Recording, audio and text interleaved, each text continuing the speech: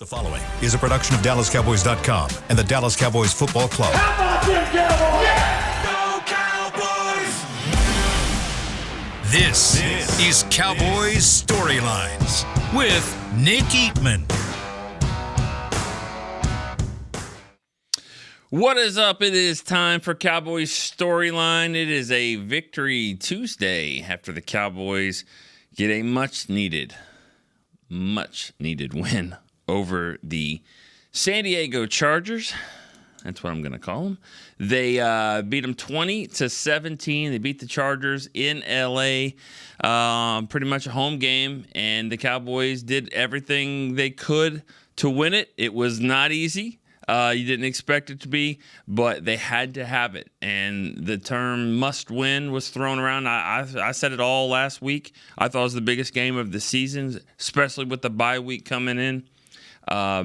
Dak Prescott agreed, cussed in his press conference again, but just said, yeah, definitely it was a must-needed win. They had to have it. It was early in the season, but you could just kind of tell in a game like this, and with the way the season's gone, the way last week went, they had to get this win, and they certainly did. For me, it's very rarely is it a personal game. We want them to win. It's easier for us. It's easier for everybody. You want them to have success, but this one was a little bit more personal for me. If you know, the Chargers, they took some shots at us and our digital team and social team, and had some fun with us. So it was a lot of fun to come out of there with a win. You know what? The Chargers are the Chargers, and they're always going to be. So that's awesome. Whatever they had cooked up for this one on their social team, just put it back in the bag because the Cowboys get the win 20-17. And Mr. Dak Prescott, yeah, that's who he is. That's who he is. And you guys can like it, not like it, get frustrated by it. It's who he's always been. When he plays like that, and I've said it a billion times, I'll say it again. When he plays like a football player, a football player that is a quarterback, not a quarterback that plays football. He's a football player that plays quarterback, running, diving, spinning, get off me, running for a touchdown, making the throws. He made the throws that he needed to make. He didn't hit all of them, but he never has.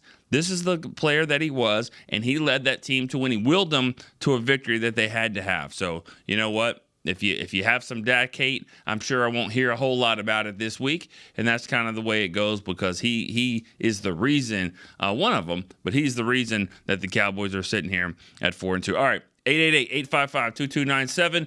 You guys are already on the calls. We got a couple calls already. Let's go right to it now. Bruce in Houston. Bruce, we're talking football here. We're not talking baseball, right? We're going to talk football. Bruce? Yeah. No, congrats to the Rangers. Man, we'll see. It's going to be a long one. It's going to be a long series. But No. Astros play better on the road, so hopefully that'll happen. Not good. Hopefully not. All right, Bruce, what do you got? Hey, you're exactly right. Dak gets a lot of hate, and he's got it from me too. I called you last week and said, we're going to move on from him, but that looked like Mississippi State Dak, like you said. When he plays football, he can be the difference maker. Yeah. Obviously, they're trying to control it, but my question to you, and look, 4-2 on the bye week obviously looks awesome, especially with San Francisco and Philadelphia losing. But How in the world is that not an interference on that punt? You're going to have to explain that one to me. Someone said that's in the rule. I thought when you fair catch, you can't touch the guy or supposed to give him room. But is that not true? Well, you know what, Bruce, I'll tell you this. I got an email. I was reading it this morning. I haven't been reading a lot this morning. Okay, we're a little groggy. But I have an email from the pool report that they went the media went and interviewed the official about that play. So give me the break here in 20 minutes or so. I'll come back and I'll read that to everyone. But because I think what it was is because it was not Tolbert. It was Tolbert that hit him. That's the reason why it's not interference. Because but getting pushed into him, isn't that the same thing? Plus, they missed the hands to the face. They definitely missed the hands to the face. Yeah. Yeah. And here's the other thing. I know on challenges when they do a replay, it'd be nice if down the road, if there is a foul that wasn't called, they ought to be able to call that. But, that's for another day. But question, and then I'll hang up and listen to your great show.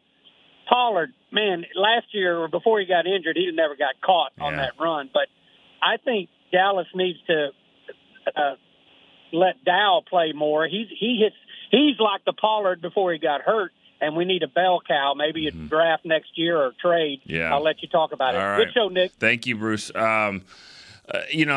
Pollard, it never fails. It never fails. And it's been going on even when Emmett was the running back here. That backup running back's always the one people kind of want to see a little bit more. And it's not easy to be the starter. It's certainly not. I think you get a little bit more appreciation for what Zeke was able to do. Because you're right. I mean, Pollard, you don't expect that kind of stuff. Now, going back and watching that play, he does a little spin, and, and then he has to kind of reset again after he spin, and Samuel has got a nice little angle to him and all that. But it was a huge play in the game. Huge play for not only Pollard, but Dak. It was third down. He's rolling. He broke the rule there. You're not supposed to throw back over your body there, but that's the guy that was open. I give him great awareness on finding Pollard. And then Pollard had the first down, and he wanted a lot more. That was a really, really big play in the game. Obviously 60 yards, but all right, Bruce hit a lot of things there. We're gonna get to that punt play. Boy, that would have been devastating if that would have lost the game there. Especially because the play before that, Deron Bland has a pick six to the house that hits him, I think, right in the face mask. And you know how close he was to that's history in the making right there. The Cowboys have never had a player have 3 pick sixes in a season. And here in week 6, he almost had number 3 and should have had number 3. I told Derek after the game, I was like, that's a Pro Bowl. I mean, Deron Bland's in the Pro Bowl if he makes that play.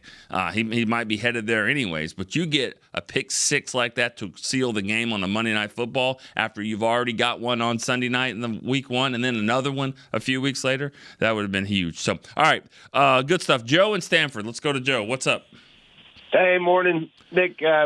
Dude, thanks for getting up so early and coming and doing this show with us, man. Hey, I love really it, man. Appreciate it. I love it. I appreciate it too. I'm ready for it. I can get up for this one. Last week was a little tougher, but this one I can get up for this one. Yeah, no doubt. Well, glad for the win no matter what. I had a couple of quick points about stuff I'm still concerned about, and then some things I'm really happy about. Okay.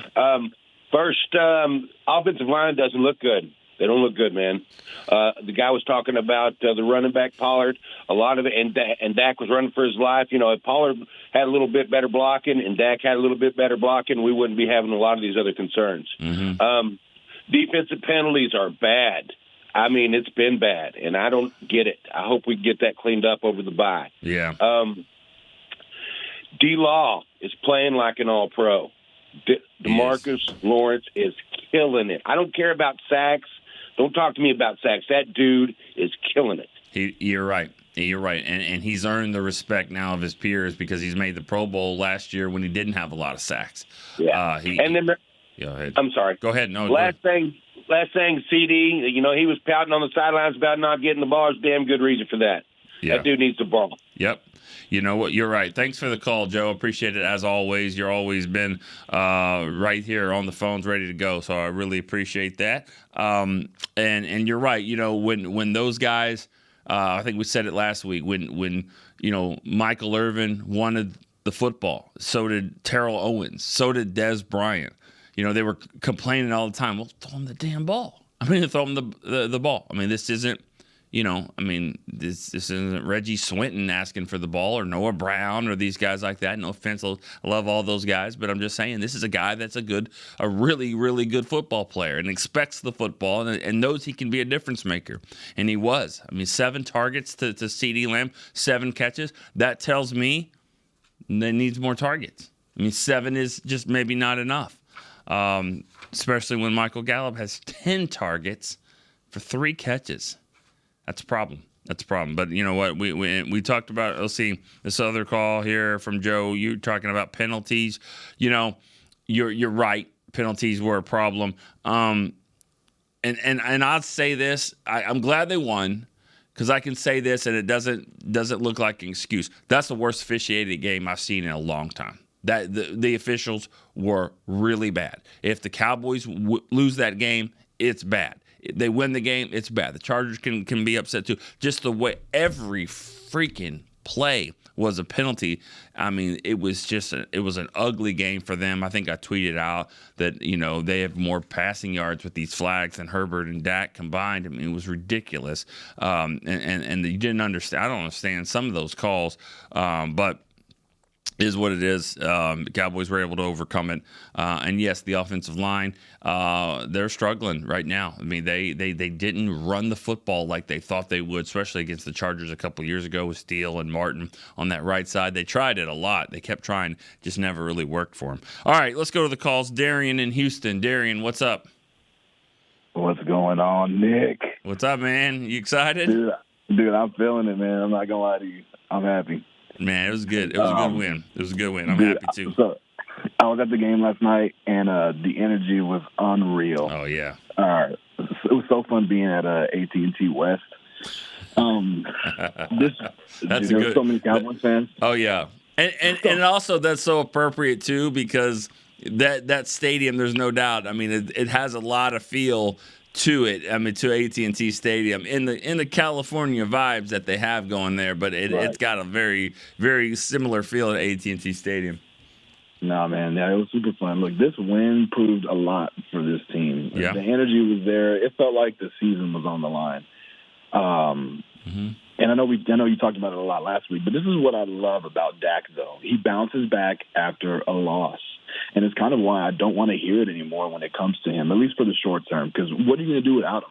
You see the way the officiating is going. It's not going your way. And I agree with you. That officiating team made it obvious they were going to be a part of the game. Right. I think they wanted to be on TV really bad on Monday night. But the offensive line is getting beat. Pollard has 2 yards per carry. Granted, they got him involved in the passing game. The defense is getting beat, and it's already banged up. What are you going to do? Well, Dak is going to will you into the game. I think that was I know y'all keep saying Mississippi State Dak. That's vintage Dak right there. That's who he is. Go up in the big moment, be a gamer. He's not going to be the purest thrower of the football like Herbert. He's not going to wow you in any other way other than, man, he's just gritty. He's going to show up. He's going to play. Yep. And so I had to, kind of tip my hat to him because especially being there in the stadium and just seeing, how the ebbs and flows of the game are changing. It was awesome to see that team. And then imagine actually getting the receiver that you traded for involved in your offense. Yeah. Yeah. This is the game that I had called for Brandon Cooks to have against the Niners because I just think that he offers so much more than just a deep threat. I mean, you saw him in the corner of the end zone catch a pass. You saw him on a crucial third down go up and grab a ball. You saw him take an end around for a first down. It's like, get him the football. And then obviously I heard you talk about Gallup getting 10 targets with 3 catches. That needs to be higher catch percentage. He's got to catch it. Yeah. Right. And then on top of that, Dak's best throw of the night was on a rope to a touchdown to him. Granted, it was getting held and it was a hard catch to make. But, man, if he would have came down with that. Yeah. He definitely put it right where he needed it to. But anyways, I just wanted to champion the Dak train because he killed it. Yeah, he did. He did. Thanks, Darian, for the call. Good stuff. The game was kind of set up the way, with the guys stepping up like you kind of expected all year for them. Really when you look at roles, you look at CD, he needs to be a guy that's a difference maker that moves the chains. Well, he caught every pass thrown to him for 117 yards. I mean, he did everything that he could possibly do, and he was coming off a week, too, where, you could tell he was frustrated, and he had a good talk with Dak, it seemed like, and somebody got in his ear and said, hey, you can't act like this. Let's step up, let your play do the talking. And he certainly did on defense, and I said it. I really did. I said it right when we were leaving the press box. I said, you know what, Micah, if you want to be the Lawrence Taylor and you want to be included in that, this is right here when you have to go make a play. I said it. I said it to Derek right next to me. He goes and makes a play. You go get Cooks to make plays like that. You get Gilmore to seal the game. the guys that they brought in, and of course Dak being Dak. So that's what was a good part for me was those guys with the roles like that stepping up. All right, let's go to Matt in Rochester, New York for the next call. Matt, what's up? Hey, Nick, how you doing? I'm good. How are you? I'm doing pretty good. First time calling. All right, thank you. I thought McCarthy did a really good job of mixing up looks on offense, and he really schemed each offensive receiver to their strengths in this game. Mm-hmm. The guy I wanted to talk about was Michael Gallup. Okay.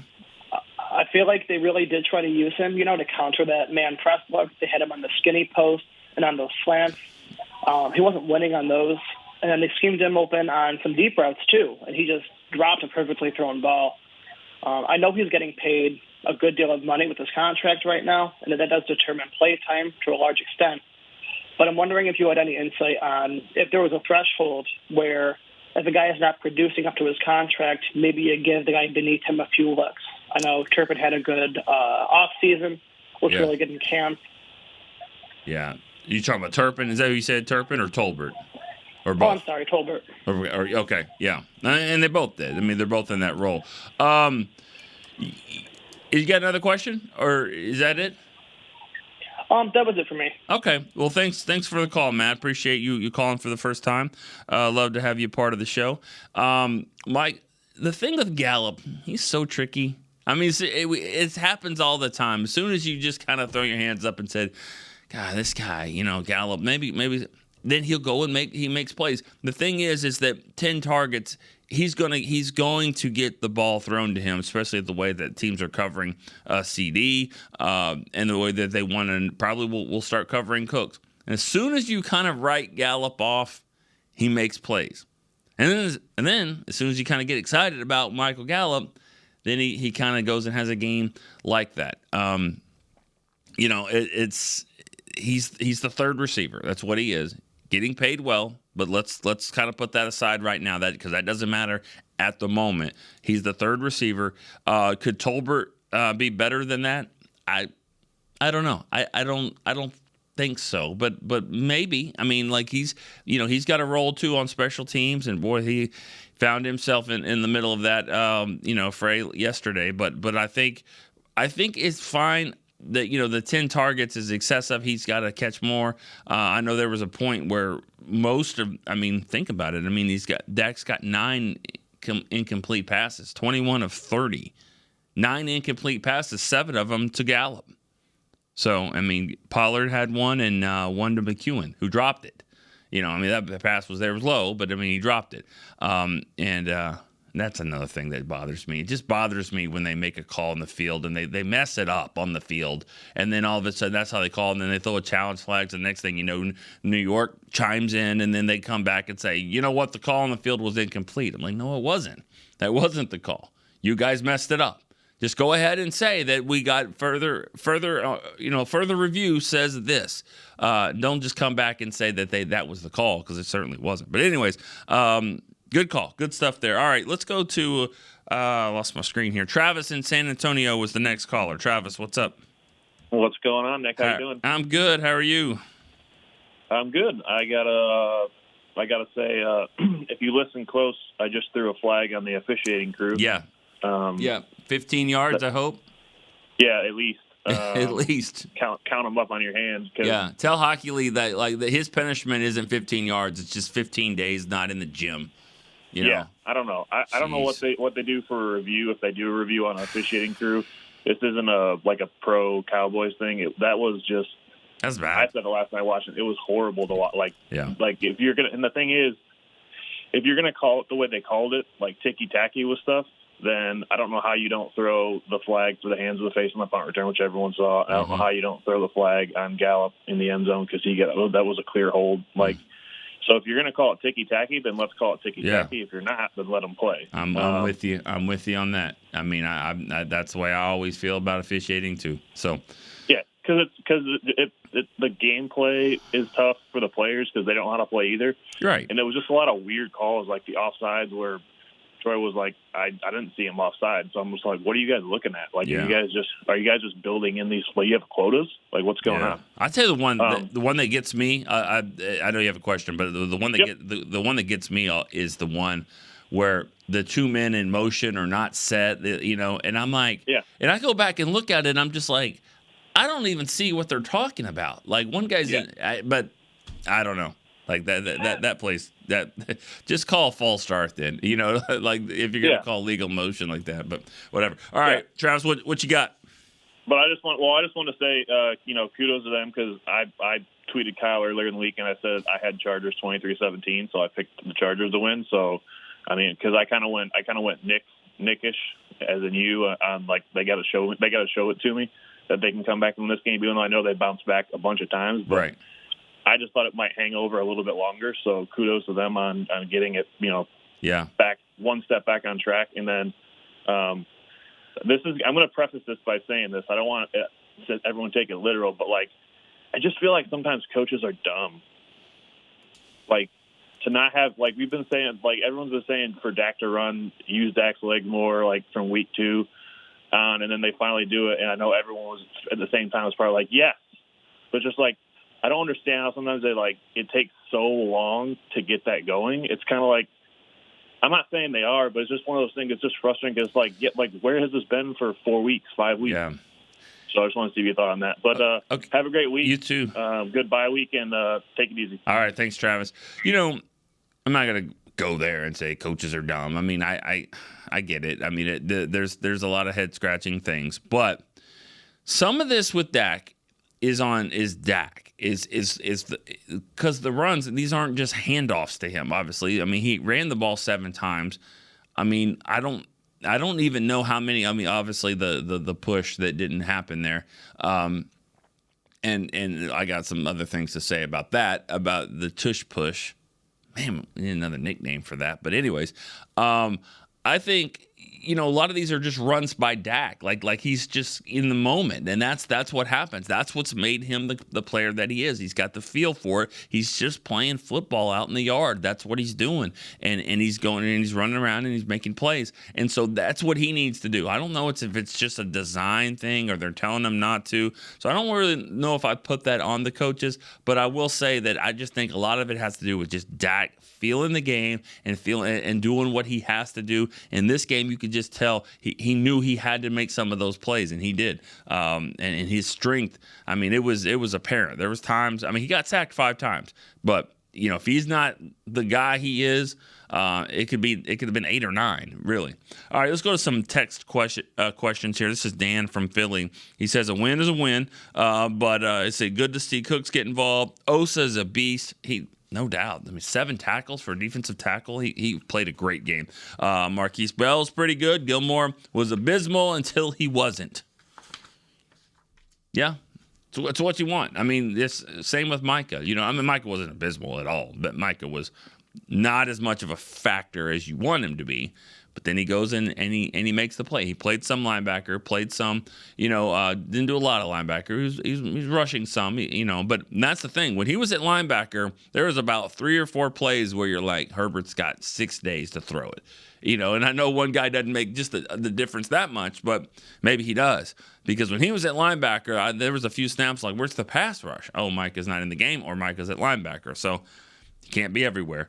All right, another question here. Omar from the Bronx says, are you allowed to push people into the ball during the punt return? Why didn't we attack the edge since Bosa was hurt? Toss sweeps.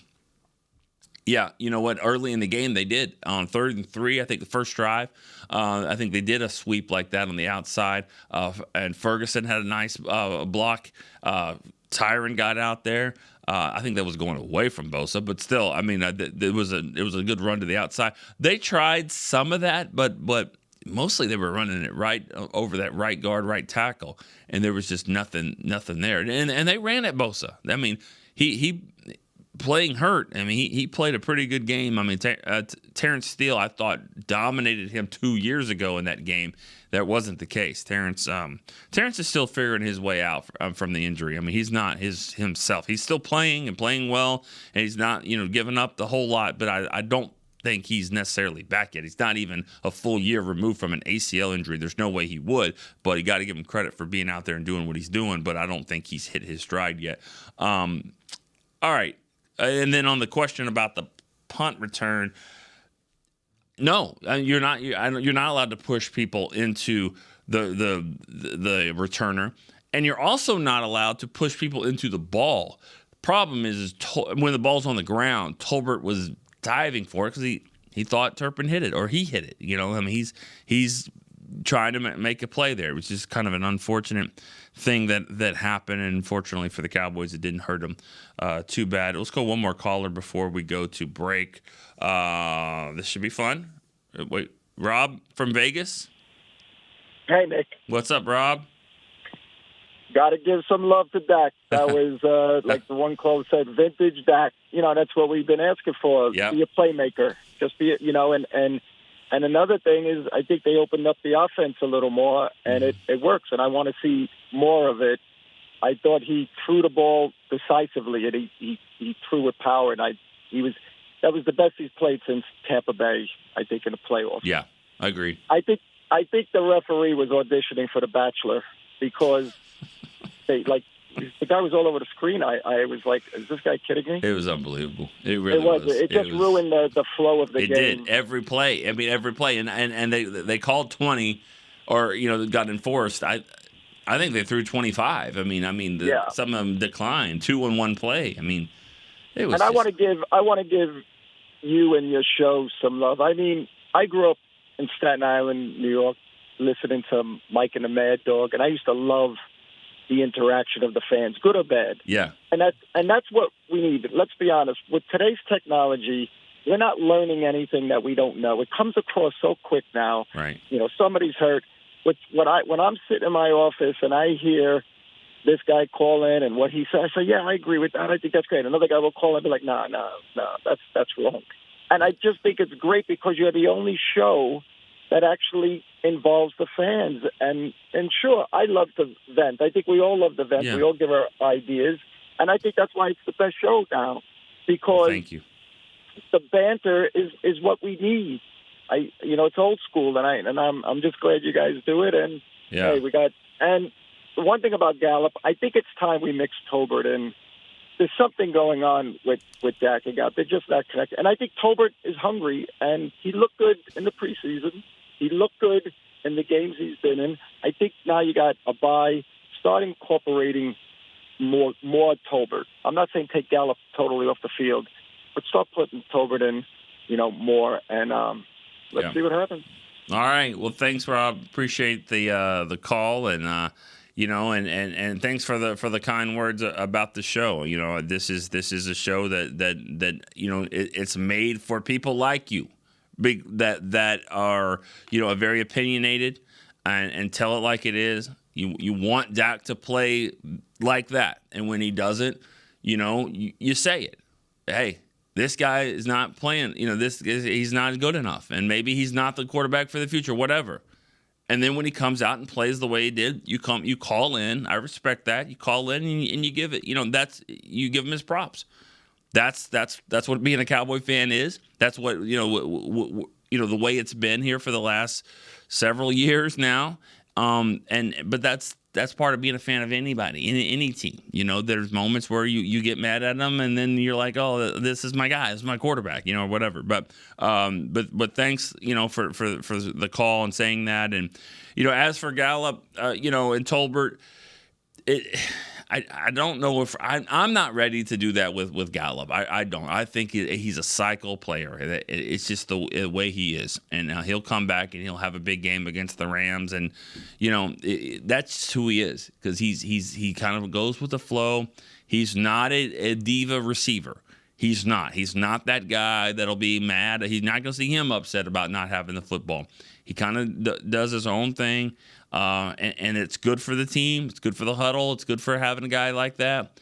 Me personally, I'd like to have a guy that maybe, wants the ball a little bit more, has that dog in him. That's not really Gallup so much, but he's steady Eddie, and he'll make some plays for you. So let's don't write off him. This happened in week 1 and 2. He came back and had a couple of big games. So I think he's going to find out. Now, the whole Tolbert argument's another thing. If he's ready because he's ready, then I'm fine doing, incorporating him a little bit more. So, all right, I know we need a break, so we're going to hit one. We have guys on the line, so hang with us here. We're going to take a quick break here on Cowboys Storyline. We'll be right back. Todd thought it would be secure to jog in the cheetah savanna. Todd believed the big cat repellent he bought online was reliable. And now, Todd is trying to be faster than this cheetah that can run 80 miles per hour. But the good news is, Todd has AT&T 5G that is fast, reliable, and secure. And he learned the best thing to do is stop running and toss her the backpack with the beef stew. AT&T 5G. Fast, reliable, secure. It's not complicated. 5G requires compatible plan and device. 5G may not be available in your area. See att.com/5G for you for details. Cowboys fans, after that move, we've just coined the term Rowdy Replay. Let's roll back the tape. Okay, there's our mascot Rowdy cheering on the boys. And now he's on his phone, on his Bank of America mobile banking app? Staying on top of his finances with his virtual financial assistant, Erica. Bank of America's digital tools are so impressive. Cowboys fans just can't stop banking. Learn more at bankofamerica.com/can't-stop-banking. Erica is only available in the English language. You must download the latest version of the mobile banking app, only available on select mobile devices. Message and data rates may apply. Member FDIC. Welcome back into Dear Doctor, the show where I answer life's questions with an ice-cold can of Dr. Pepper. Sheila, let's hear from our next caller, would you? Dear Doctor, my friend supported me during a tough time, but what's the right gift that says, thanks for being a shoulder to cry on? Okay, this one's easy. I say give her a delicious Dr. Pepper. Nothing says, thanks, girl, better than a one-of-a-kind soda. Yes, any Dr. Pepper flavor will do. Now, just a reminder that I don't need to be a real doctor to know that Dr. Pepper is the one you deserve. They say champions are remembered, but legends are never forgotten. United Ag and Turf offers a winning lineup of John Deere equipment built to tackle any challenge on and off the field. Legendary John Deere tractors, combines, residential mowers, commercial mowers, compact construction equipment, Gator utility vehicles, and a full line of golf and sports turf equipment. United Ag and Turf, the official Ag and Turf equipment supplier of the Dallas Cowboys. Visit UnitedAgAndTurf.com to find a location near you. Back to Cowboys Storylines.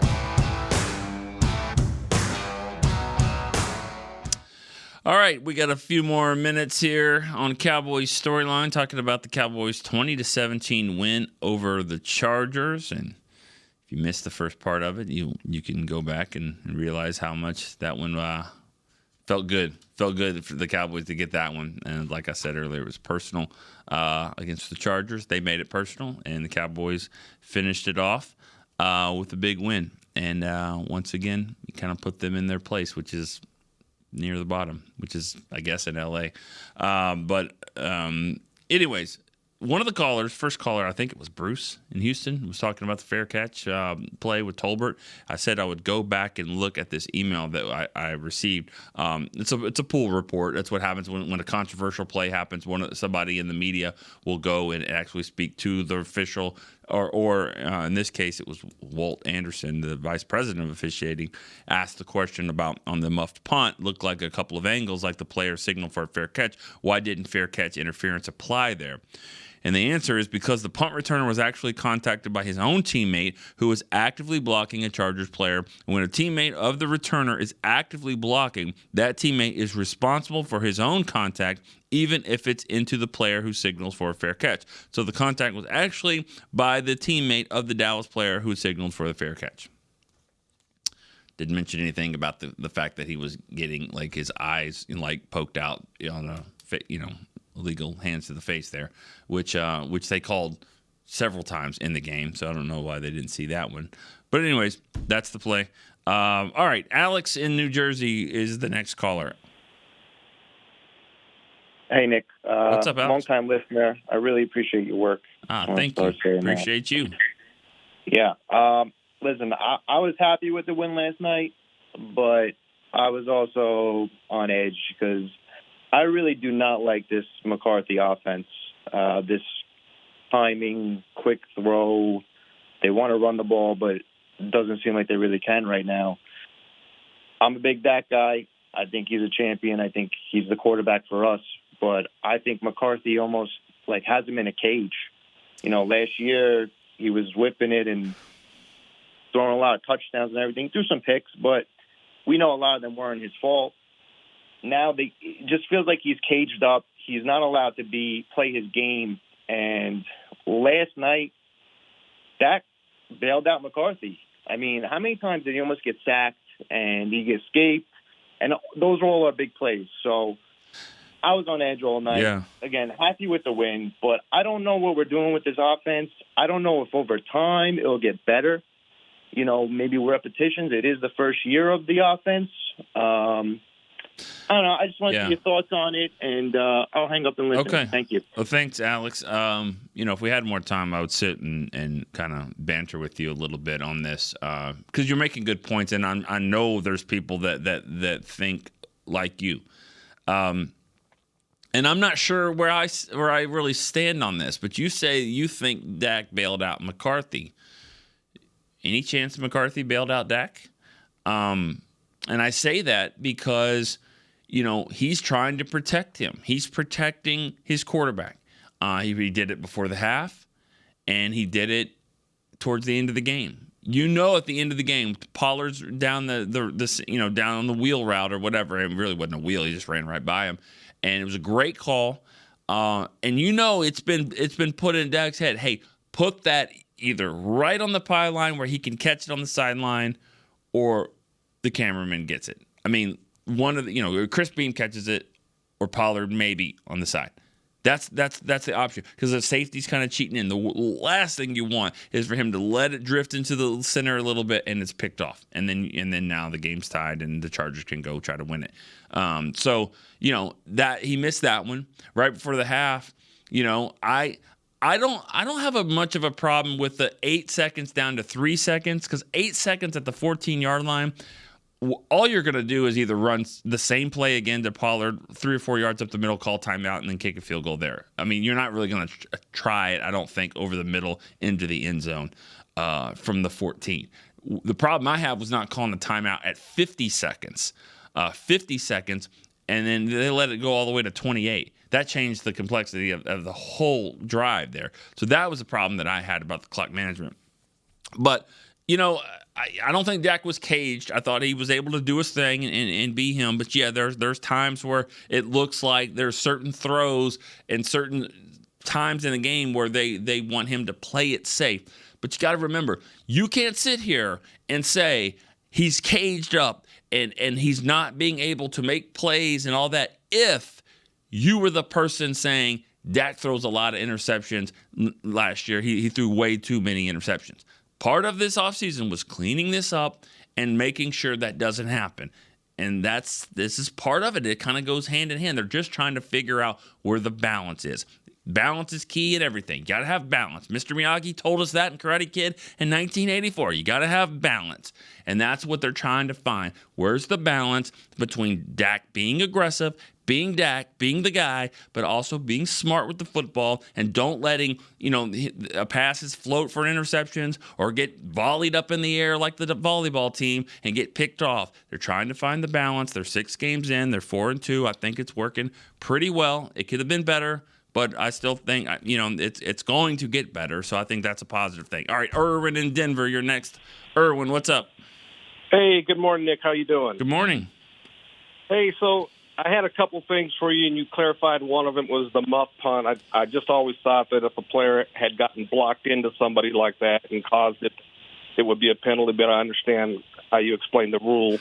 But what I wanted to talk about was I hate what that play – I think it's called the tush push that Philadelphia's perfected. That's a stupid play. I mean, if the Cowboys are going to do something like that, why don't they just hire a rugby coach and teach our guys to perfect how to run that kind of thing, or just spread the offense out and do a quarterback sneak with Dak Prescott, or hand the ball off to like Hunter Litt and get that 1 yard. And then the last thing I want to say was I listen to Nate Newton all the time, and I believe in him 100%. He always talks about everything goes because of the offensive line. And I've just been kind of watching still on the end, and it looks like he's really struggling. And I just wanted to get your thoughts on those couple things. Which guy's struggling? You kind of cut out. Yeah, I think that's Steele, our right tackle. Okay. Yeah, he's just getting pushed back a lot. I see him on the ground a lot on his back.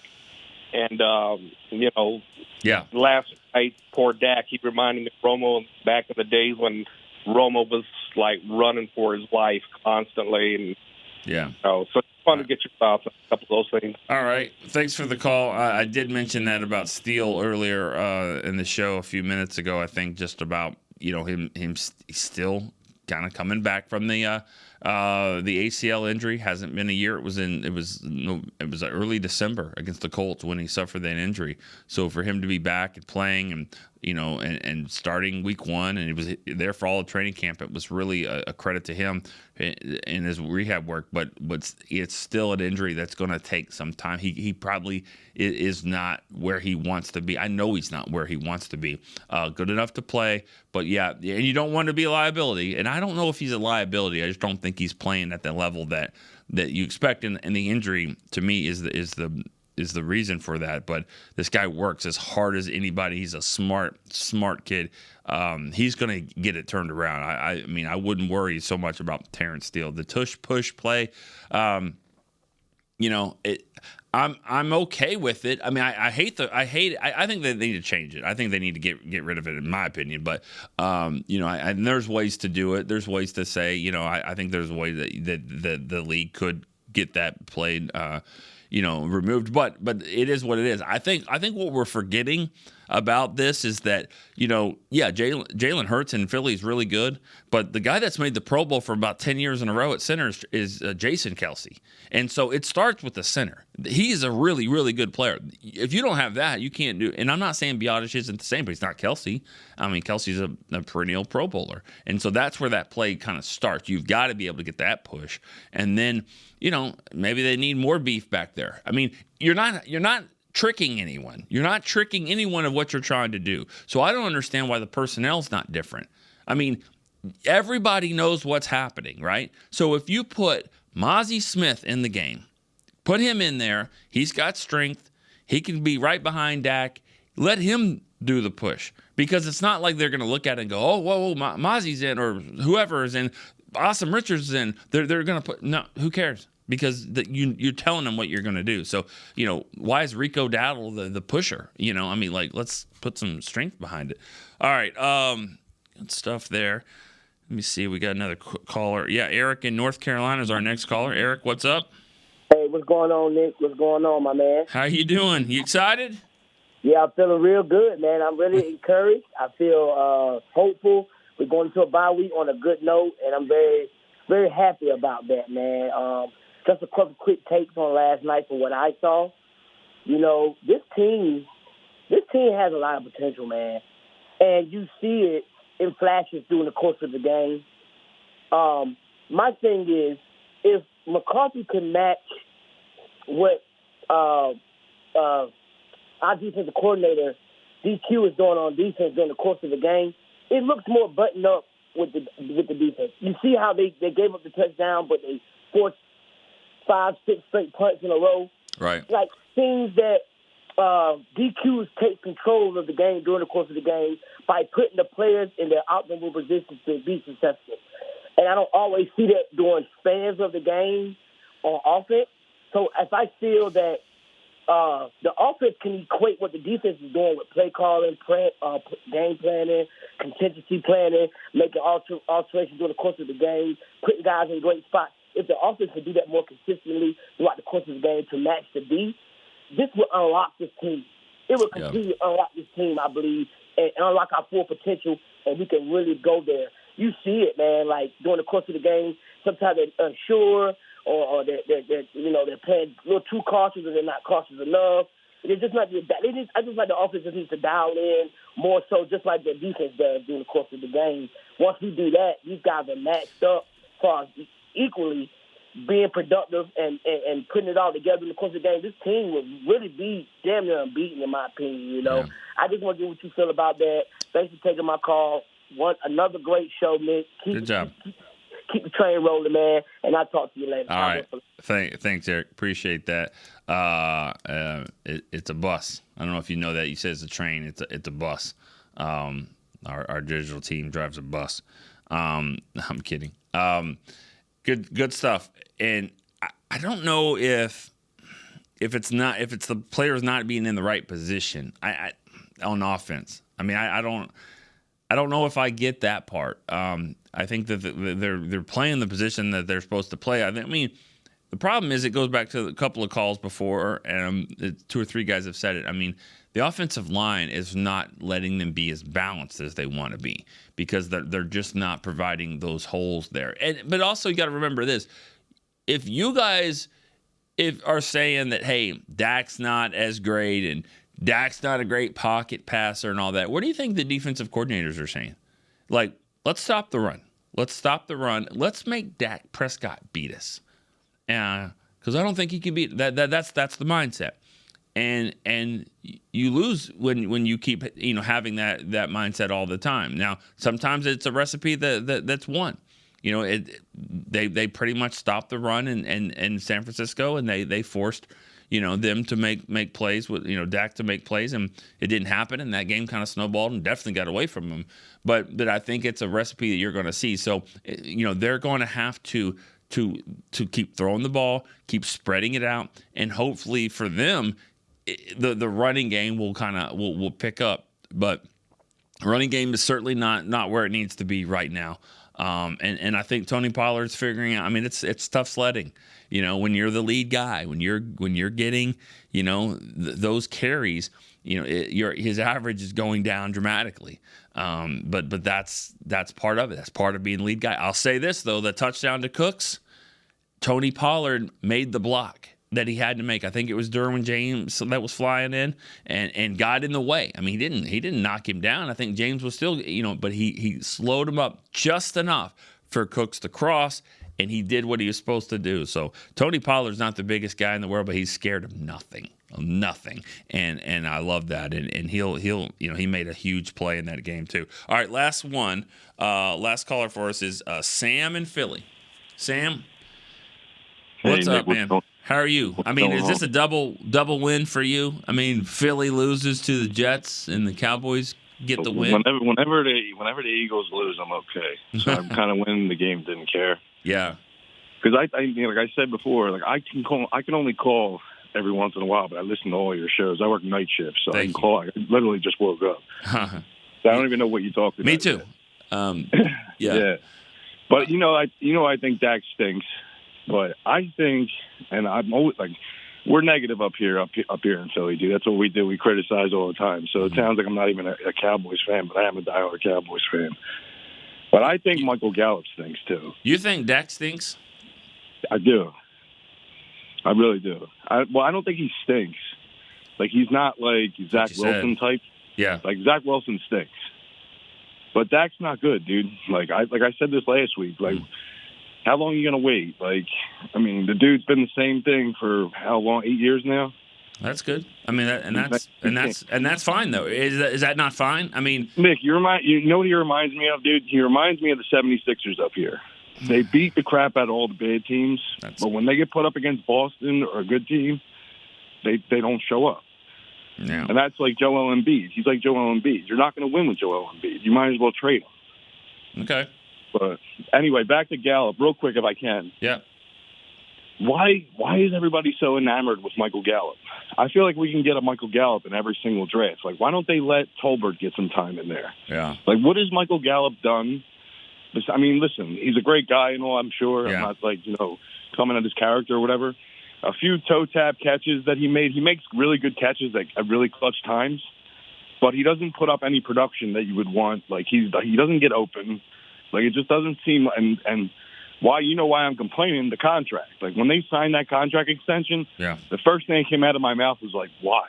Yeah, well, I agreed. I mean, I didn't. I would have paid Cedric Wilson, honestly, but and he hasn't lit the world on fire either. I'm just saying, for less money and the production there, I would have done that. But that's what he did. You asked what he's done. He signed the contract. He's here. He's going to play. And like I said earlier, he's one of those guys that as soon as you write him off, he'll have some big plays. He's always surprising us. So that's what Gallup has done. But I'm not.